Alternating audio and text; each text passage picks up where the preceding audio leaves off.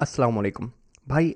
WordPress की speed को optimise करना और वर्डप्रेस के ऊपर राइट प्लगइन्स को यूज़ करना भी एक कला है, एक आर्ट है। और आज वो कला और आर्ट आपको आपका भाई सिखाएगा। भाई, कुछ लोगों ने रिक्वेस्ट की थी कि मैं आपको ब्लॉग पे लेके चलूँ अपने, और दिखाऊं कि मैं कौन से एग्जैक्टली प्लगइन्स यूज़ कर रहा होता हूँ अपने ब्लॉग के ऊपर, उनसे मुझे फ़ायदा क्या होता है और कौन से प्लगइन्स मैं यूज़ ही नहीं करता। तो उन लोगों के लिए एक ओवरव्यू देने वाला हूँ मैं कि कौन से प्लगइन से मुझे क्या फ़ायदा होता है, कौन से प्लगइन्स मैं एग्जैक्टली अपने ब्लॉग्स पे यूज़ कर रहा होता हूँ। तो चलिए मैं आपको अपनी लैपटॉप स्क्रीन पे डायरेक्टली लेके चलता हूँ and let's have a discussion there. अब मैं आपको प्लगइन्स की लिस्ट में लेके चलता हूँ और आपको मैं दिखाता हूँ कि कौन से प्लगइन्स मैं यूज़ कर रहा हूँ। So for quick overview, total मेरी इस ब्लॉग के ऊपर आप देख सकते हैं 12 प्लगइन्स आएंगे, जिसमें से 10 प्लगइन्स एक्टिव आएंगे। अब ये जो दो इनएक्टिव हैं उनको भी वैसे मैं डिलीट कर देता हूँ, लेकिन आपकी इन्फॉर्मेशन के लिए पहले मैं आपको गो थ्रू करा देता हूँ। एक ads dot T X T का प्लगइन है। ये सिंपली क्या करता है कि यहाँ पे ads dot T X T का कोड यहाँ पे मैंने लगाया हुआ है इजोइक का, तो उसके साथ ये काम करता है। सिंपली दिस इज़ मैंडेटरी के इजोइक के साथ एड्स रन करने के लिए। उसके अलावा एक्समेट एंटी स्पैम, ये लोग जो फॉर्म वगैरह के अंदर स्पैम ईमेल्स कर रहे होते हैं उनसे सिक्योरिटी के लिए। उसके बाद थर्ड नंबर पे है मेरे पास all in one W P migration. This one is a really important one and I would suggest you all of you guys के अगर आप लोग रेगुलरली अपने ब्लॉग का बैकअप नहीं लेते तो आप एक छोटी सी बेवकूफ़ी ज़रूर कर रहे हैं अभी से। एंड आई वुड सजेस्ट कि अगर नहीं लेते तो भाई लेना शुरू कर दो। इस हवाले से कर लो, मिसाल के तौर पे अगर तुम्हारा ब्लॉग मोनेटाइज्ड है और अज्यूमिंग कि $50 भी अगर कमा रहा है ना, तो इधर बाई वीकली यानी हर 2 हफ्ते में एक बार, या फिर ज़्यादा बेहतर यही है कि हर हफ्ते में एक दफ़ा तुम इसका बैकअप बना के अपने पास फिज़िकली डाउनलोड कर लो।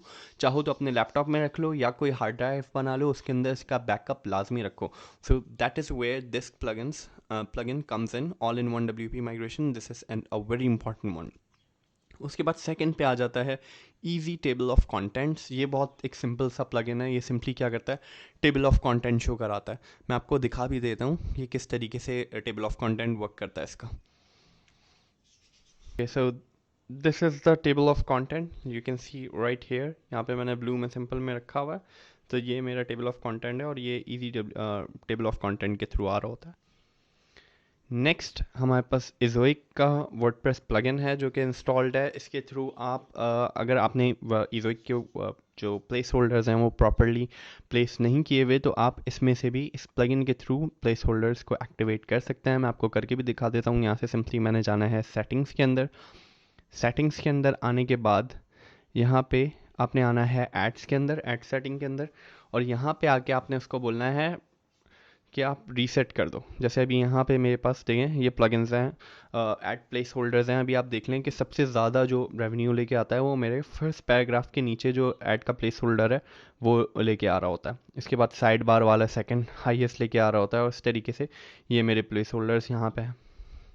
एज यू कैन सी, मैं चाहूँ तो यहाँ से इसको कम्प्लीटली रीसेट करके जो इजोइक के डिफ़ॉल्ट हैं उसके ऊपर भी लेके जा सकता हूँ।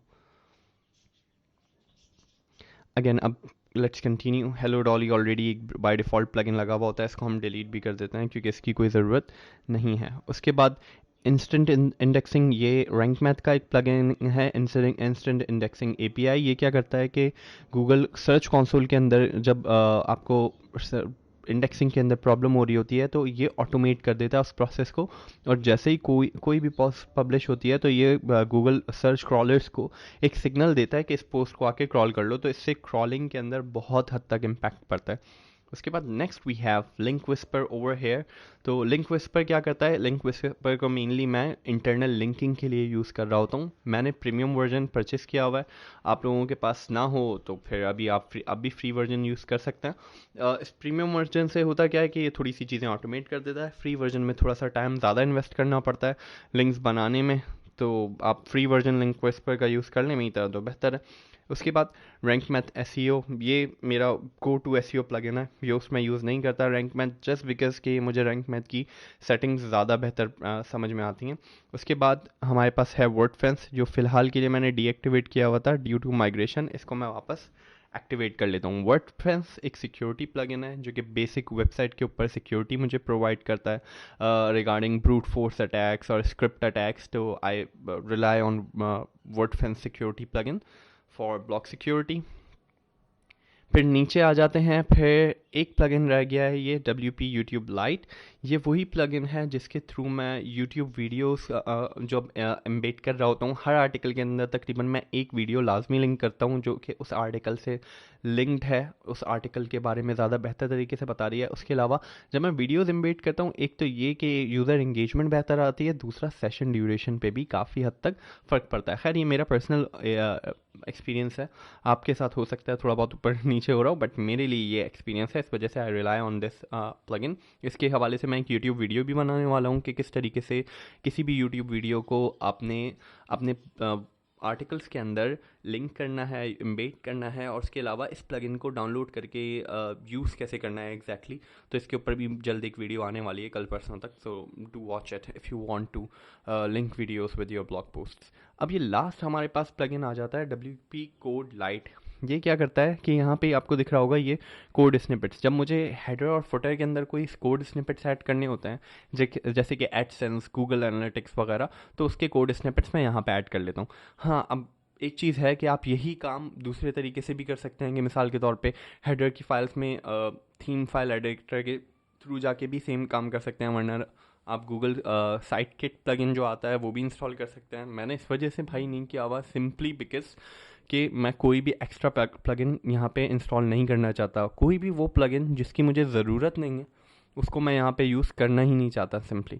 सो these are total 11 plugins on my website. अगर मैं एक्स स्मिथ को भी रिमूव कर दूँ तो टोटल मेरे पास 10 प्लगइन्स हैं ओवरऑल मेरी वेबसाइट के ऊपर, जिनमें से मैं अगर कोर प्लगइन्स कहूँ मेरी वेबसाइट के ऊपर जिसकी मुझे अशद ज़रूरत है, that is rank math, instant indexing API, link whisper 3, 4 WP YouTube light, 5 easy WP table of content, उसके बाद all in one WP migration 6 and 7th ads.txt। मतलब 7 से 8 प्लगइन्स की ओवरऑल मुझे ज़रूरत है, उसके अलावा किसी प्लगइन की मुझे ज़रूरत नहीं है। So these are all the plugins that I use on my website at the moment. और आप थीम देख सकते हैं कि मैं इस पर एक्स्ट्रा यूज़ कर रहा हूँ। तो भाई उम्मीद करता हूँ आपको ये सब सीख के बहुत अच्छा लगा होगा, मज़ा आया होगा, काफ़ी चीज़ें आपकी अंडरस्टैंडिंग में बेहतर आई होंगी, आपका दिमाग थोड़ा सा खुला होगा। और यही एग्जैक्टली मकसद है इस पूरे चैनल का। वो लोग जिनको मैं कुछ बेहतर सिखा सकता हूँ ब्लॉगिंग से रिलेटेड, कंटेंट राइटिंग से रिलेटेड या डिजिटल एसेट से रिलेटेड, उनकी मैं एक कम्युनिटी बिल्ड करना चाह रहा हूँ इस चैनल के ऊपर, and that is where I need your support.